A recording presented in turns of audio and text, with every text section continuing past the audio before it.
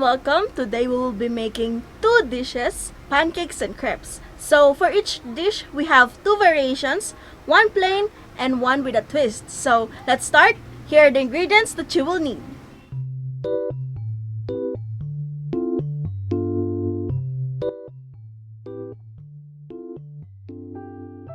For the pancake recipe, you will need 1 cup flour, 1 teaspoon baking powder, 1 teaspoon of vanilla, 1/3 cup of sugar, 1/2 teaspoon salt, 1 egg, 1/2 cup of milk, and 2 tablespoons of oil.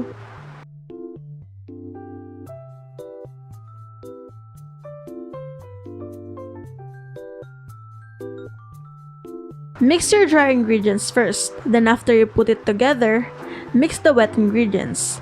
Combine the two and mix well.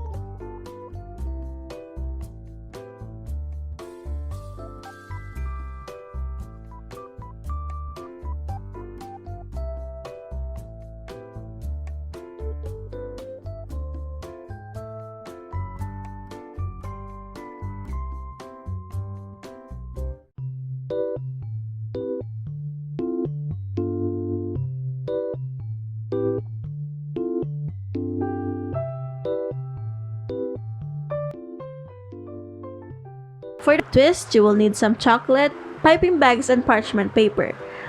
Melt your chocolate and put in the piping bag. On the parchment paper, make some round shape with your melted chocolate. Put it in the freezer to let it set.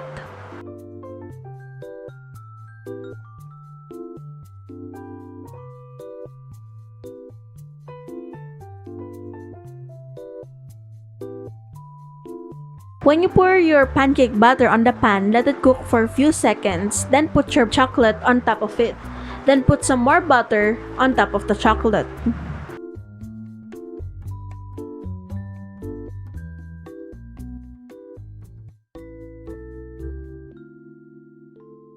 For your crepe recipe, you will need 1 cup flour, 1/3 cup sugar, 1/2 teaspoon salt, 3/4 cup milk, 2 tablespoon oil, 1 tablespoon vanilla, and 1 egg.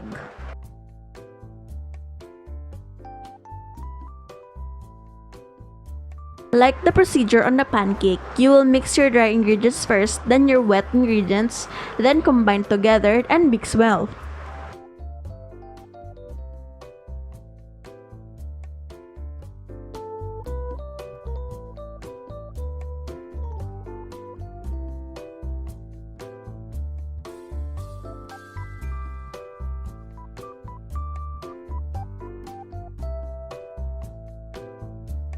For the crepe twist, you will need cocoa powder and chocolate ice cream. Add 1/2 cup of cocoa powder on your remaining crepe batter and mix well. You can add chocolate drizzle and whipping cream to your pancake and crepe.